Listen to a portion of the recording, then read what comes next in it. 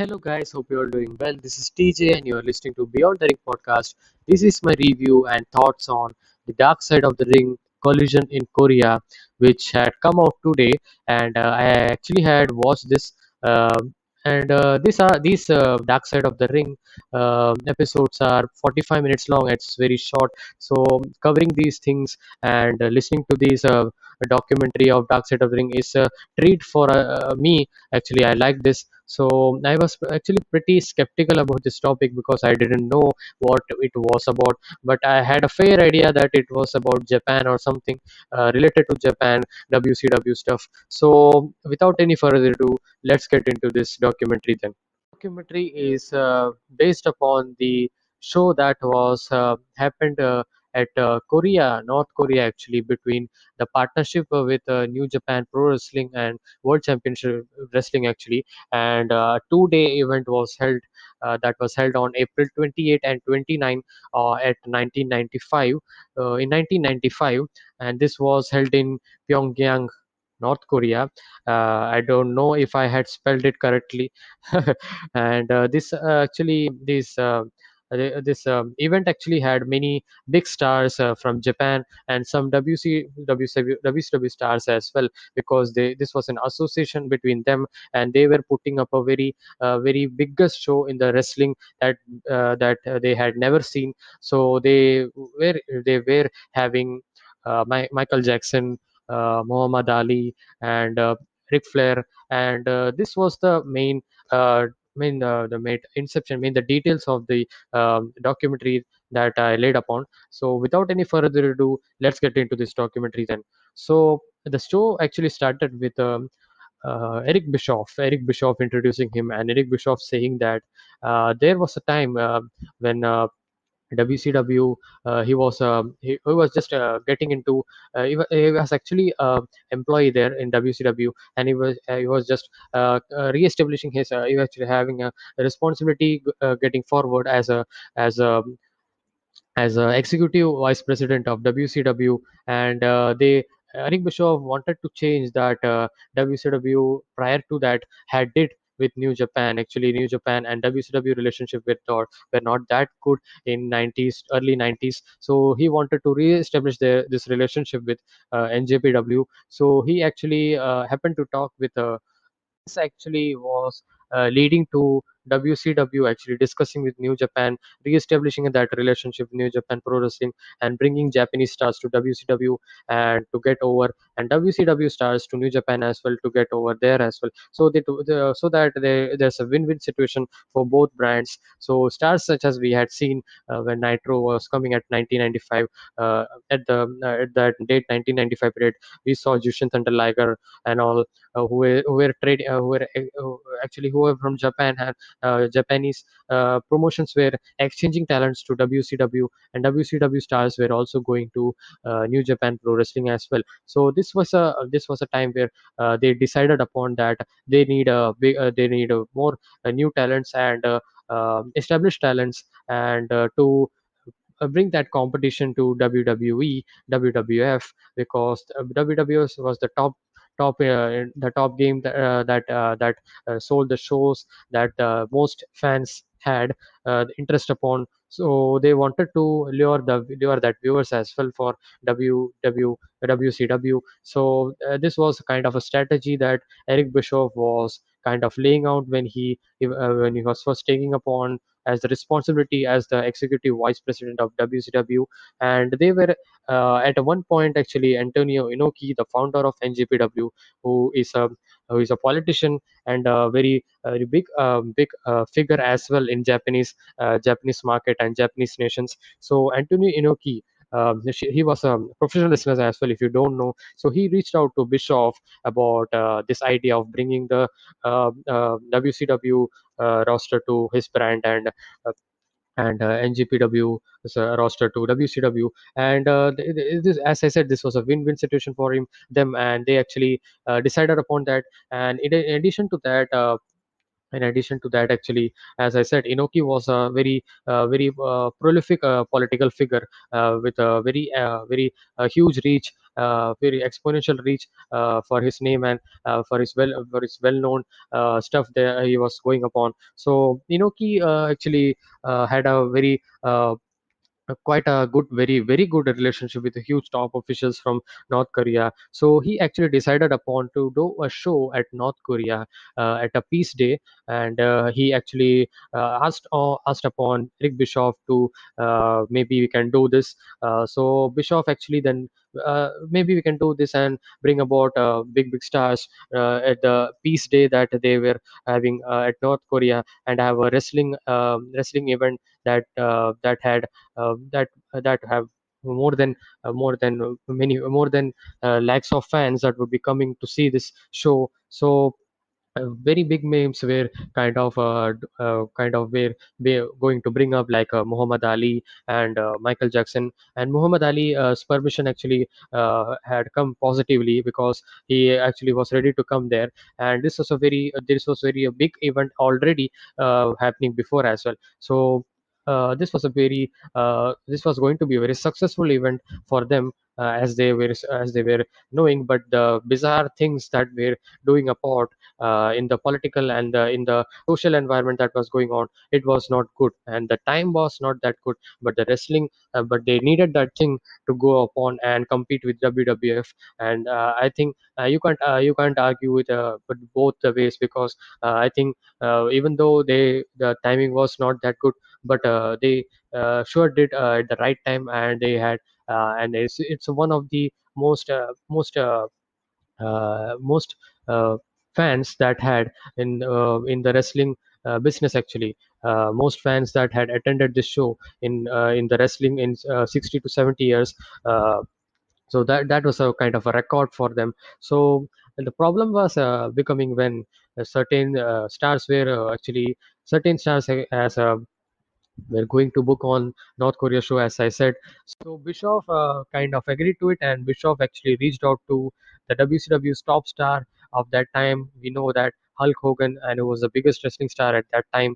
And he actually asked upon him, but he said, "Can't make that one, brother." And Bischoff actually then. The interviewer actually asked what was the plan B then, and Bischoff was saying the plan B was Ric Flair then. And Ric Flair, he asked to Ric Flair, and Ric Flair agreed. But he also said that when Ric Flair got to know that he was the Plan B, he wasn't a very kind of very not happy to see. But eventually accepted it, and he was ready to.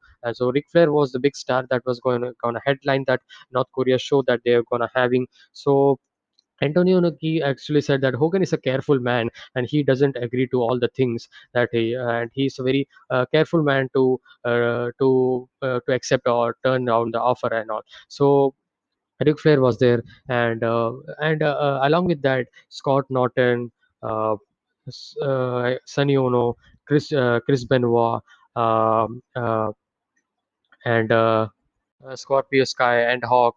These were some of the guys that were going to have that trip to North Korea to have that wrestling event. So some 5 to 6 guys were there, and at one point, Scott Norton actually was.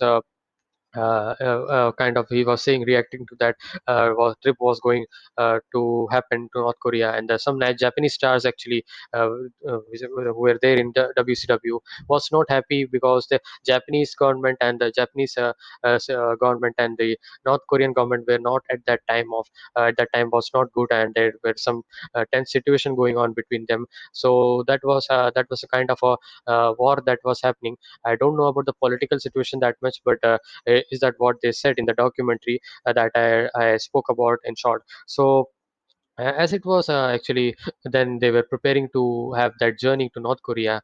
They were standing at the airport, and suddenly all the camera persons were there, and suddenly Muhammad Ali comes. As I said in the beginning, Muhammad Ali was one of the big stars that were going to join there to have that presence of big wrestling stars, boxing stars. The whole professional wrestling, the boxing community, all over the world would be noticing that that's what they wanted. That's what they wanted to become. Suddenly the cameras actually shift to Muhammad Ali, because Muhammad Ali was very hot at that time, one of the hottest sports entertainer of the boxer of all time. Uh, so that created sense of a kind of positivity to this event, because these were the big stars that were surrounded with these the other stars that other stars were with the journey that they were doing. So it but right, and after this they were kind of going to entering the plane, as they say, at airplane, as they say. And Flair actually was kind of commenting about the travel, because and Scott Norton actually had said that that airplane felt like 40 stuff, and there was a sense of controlling, because there were too many securities and uh, too many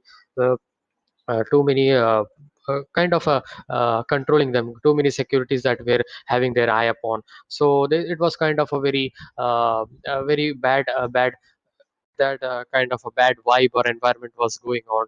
And this is where they felt that this is not going well actually. And Scorpius guy actually said that when he took a look at took a look at the bottom, he was saying he was seeing tanks beneath them, and tanks and all, because as they were crossing from South Korea, beneath the South Korea. And as South Korea and North Korea are not the friends, as we know about. So that was there. So that was kind of a situation that they were going through, that they said. And it was not a safe travel, or that safety moment that they had in the thought. So it was kind of frustrating for them, how it would be, and that sense of what would happen, that was there. And then upon arrival, the wrestlers actually arrive upon a huge amount of securities, and they were checking on their belongings. They confiscated some subs, because Americans and North Koreans were not at the best of the relationship, and Americans didn't have the right to come to North Korea as well. That was a time of that thing that they did the event. Man, just think about it. If you are not if you're not unable to I mean able to go to that place which you don't have to, you would think that you would be shot down. And that's the feeling that they had, because they were not uh, expected to be there. So it was a kind of a very unpredictable travel that they had. So Bischoff actually had the attach or escort that we say. And driver actually said that he's the seventh visitor that not's been shot down or captured. And that's a kind of a history moment for him. And that was a kind of situation with Americans and Korean people. North Korean peoples looked Americans as they were a terrorist or something, as they were gonna eat or monster or something.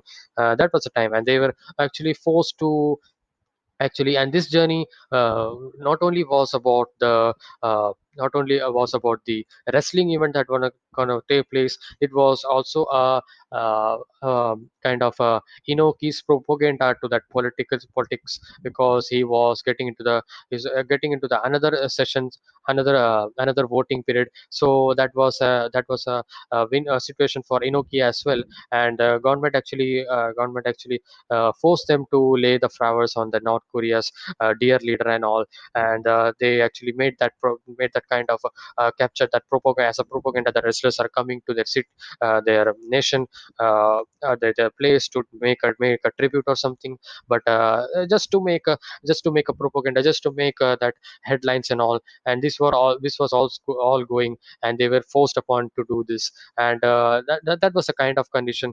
And officials that also was a moment where officials were kind of having their back each and every time, and they kept a close watch on these things. And they had a memory that shared. The wrestlers actually, they go to hotel rooms, and the officials questions each and everything that they were doing. And going to the room, they had every single room for each one of them. And they actually have to, and they were kind of bored, and they were Scorpius guy actually said that uh, Scott Norton actually said that he was checking on the TV, and they had just three channels.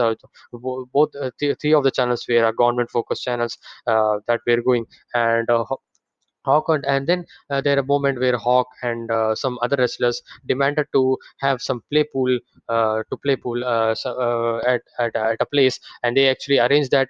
But after 2 hours or something, they arranged that to play that pool actually. And at a point, they actually Road Warrior Hawk was playing the pool, and yeah, suddenly that shot that he made with that stick go actually way past that jumped over that thing, and it was going above, and the securities actually felt that bad because they thought that the wrestlers were targeting them, and that was the kind of tense situation between them, and the kind of they were thinking about the Americans, that they were like they were kind of attacking them. They were kind of that in that period that they were going to steal the stuff or something, like Americans were seen like that, and they were treated very bad, as they were saying most of the things that they were seeing. As I said, they were treated very badly, and they actually thought about that. That ball, the ball actually dropped away. That was unintentional, and the officials. The security officials thought that offended them, and they almost had an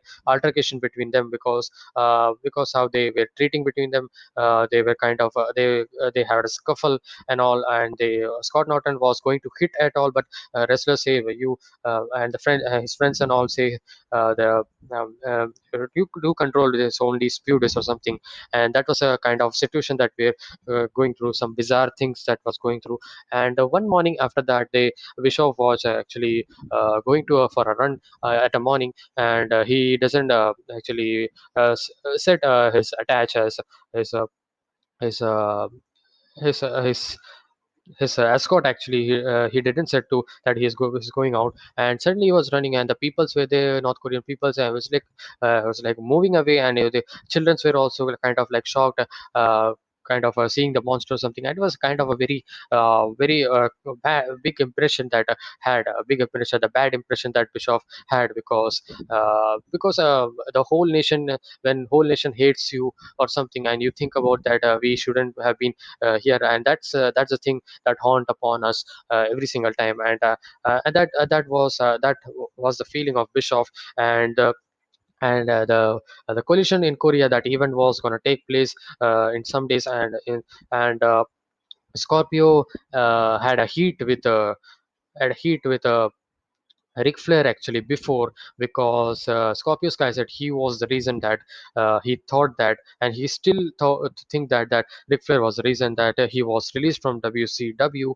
And Hawk had rode with Flair and all, and they were friends, but they were having going to trip to a bus, actually not a trip, actually they were going to the wrestling occasion, that arena, into a bus, and Hawk actually came on the bus, and Ric Flair actually turned it around, and he says, Hawk actually thought he's actually kind of saying that is anyone kind of there to ride this bus and all. And he says, Scorpio had a stiff with Ric Flair, and Scorpio said to Hawk that you just sit down. He would manage that, and Hawk actually had a heat between them after that, and they had a scuffle, and they were kind of beating up each other, and that small discussions got to a fiery war actually in the bus. And this was a very bad moment as well, because how they were kind of having that moment as well in the city that they were staying, and that was not the state or the city or the moment that they should have that altercation, but they did. And that's what's bad. And they actually had a understanding in their mind that this was a large altercation or something, final altercation they would not fight about, because the situation that they are in, if they do that, they would be forever in the jail or in the prison of North Korea or something. They would be killed as well, because these security officials or the escorts didn't care about these wrestlers. So and prior to this, they were also kind of said that we cannot assure about anything, but we will try our best, and that was the thing. And understanding that as well, they came to North Korea to just to put over the show, and And Scott Norton and then said that moment where he didn't call his wife for 3 to 4 days, and his wife actually thought about they were parting with each other. But Scott Norton said, "You don't know about the situation I'm going through." And his wife actually was angry about him, like he didn't know, she didn't know. She thought about that he was parting, and he hang up the phone, or she hang up the phone. We don't know, but that was a kind of the thing that. Came to the notice of the officials, and they actually took Scott Norton with him, and and they actually humiliated him mentally actually, and they said, you were saying about us North Koreans, and we are the North Koreans. We don't we are the we are the we are the biggest and all. They were kind of saying about nice things about them, and Scott Norton actually thought about this is the no, and this is not the moment that I should argument, because they could kill could have killed as well, because they didn't care about it. He said, I'm absolutely apologize for that. I won't do after that. I won't do after this. And he actually apologized for this, for to get out from that situation. And he just wanted to get out this the city as well, his nation as well, that the thing that disrespect that they were getting, and that was all of it for that mental thing that was going on. And he actually was gone upon. After that they leaved, officials leave them after that apology, and they actually also visited some place as well, a secret tomb actually, where Muhammad Ali jogged up to the steps and making to the top, where he actually he was doing shadow boxing. That was a kind of a very good sight. And there were very many propaganda, many stuffs, many things that they were forced to do before the wrestling event that was gonna take place, and they had no choice, just to do. And that was kind of the urgency that they were kind of getting, that you should do this, and you are in our city, and you should do this, else you could face anything that you could expect. So this was a day, and then this was a day when the show was going to take place. And according to the driver, as they were going in the car to the show, there were millions and actually lakhs of people, and they were saying, and they were such happy to have a massive fans coming to see their show. And finally they were having some positive stuff that they were seeing. But the driver said they are not coming to see your wrestling event, they are just coming because if they don't come, they would kill them. That's why they are coming. And that man, and that was the scariest thing I had listened actually at that time. Man, these lakhs of people are coming just to not lost their lives actually. And that was very disturbing to see. And they actually day one drew actually 1,65,000, and the day two event actually drew 1,90,000. But Eric Bischoff said that, but you see, we totally wiped out WrestleMania, and this was one of the wrestling's biggest event that we had taken place. And Eric Bischoff did that, as he said actually in the closing moment of this thing. And Vince McMahon didn't do that. And if you search on Wikipedia, the most fans, that massive fan was there in a wrestling event. One first number is our event, WCW Collision in North Korea. Even though there was a thing that was had bad things, but this was there as well. So, but the viewers that were in the attendance, they were not giving attention to any of the wrestling matches. They were just sitting, and they didn't know about the sport, and they were just forced to see these matches and all. And they were not just getting reactions, because, and they said it was hard to the wrestlers to do that matches and all, because the American audience and the American wrestling, as we see, the crowd plays a very important role. 70 to 80%, I would say, the crowd actually plays a very important role in every wrestling match, or every wrestling stuff that they do in the ring or in the backstage. And that's the thing. But the Japan, even now, they don't do boo, or they don't do any any high fives or something, and they just do clappings and all. Even if we watch NJPW right now, that's the thing right now as well. So despite that,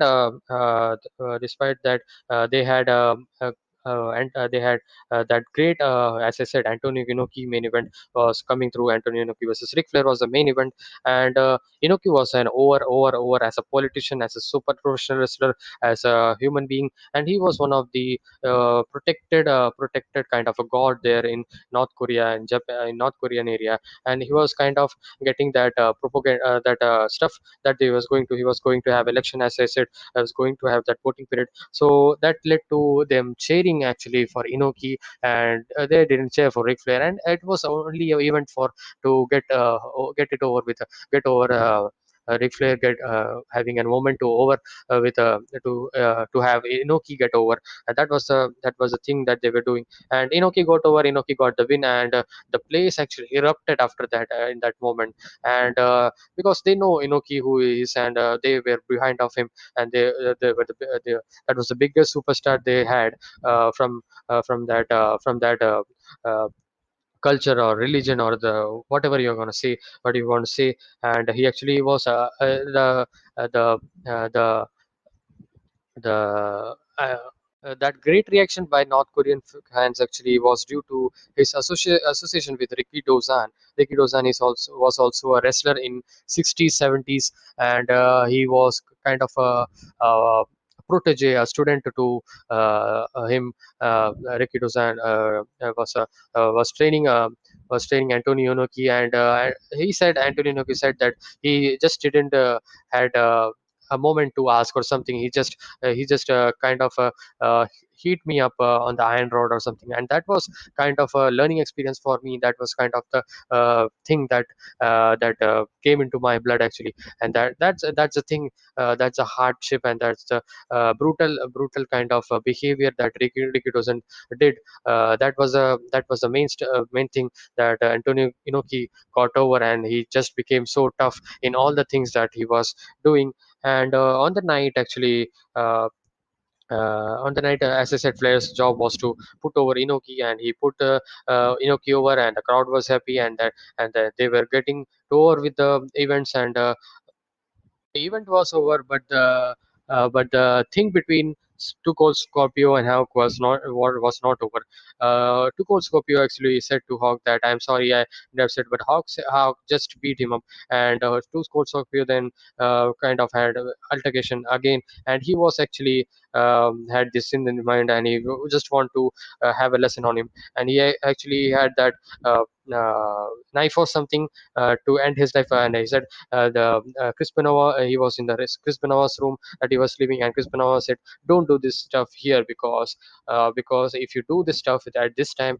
you would be here for a lifetime, man. You would not be getting out of this place." So, but then he wanted to if I was there, I shouldn't have done that, because didn't shouldn't have done that, because I would be like, get out the hell of here, and then kind of do something in United States or something, because this is the place you not gonna mess upon. And after a brief discussion and all, he resolved their dispute and all, and so that was cool.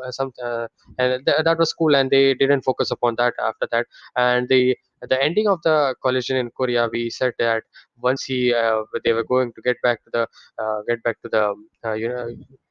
United States, and prior to that, they were kind of hoping to get that passport from the officials, because that's the only thing that they want, and just get over with it. And as soon as they got the passport and they arrived at Japan actually, uh, Ric Flair actually kissed the land, down his hands and knees on, kissed the ground. Actually, he was very lucky, and he was actually having so much frustration going down from him after so much of what he had in that city, and that didn't wanted to, anyone didn't wanted to experience again. And even though they had put upon one of the greatest of wrestling fans around that arena, one of the massive fans in that arena, record breaking arena, record breaking attendance. But the things that these wrestlers gone through, the bizarre thing that anyone shouldn't kind of like to remember was these stuffs. So this was a kind of the stuff that they did. But at the end of the thing, Scorpio actually said he took pride in competing in front of the people of this because he was actually excited to go to North Korea. And after this, he said that it was a very new kind of experience. But many wrestlers, almost all wrestlers said they had a bad moment there. But even though they did what they did, they didn't get any payment or something, because it just was an event that took place. They didn't get anything, and they were just lucky to have their back lives into their land, their United States.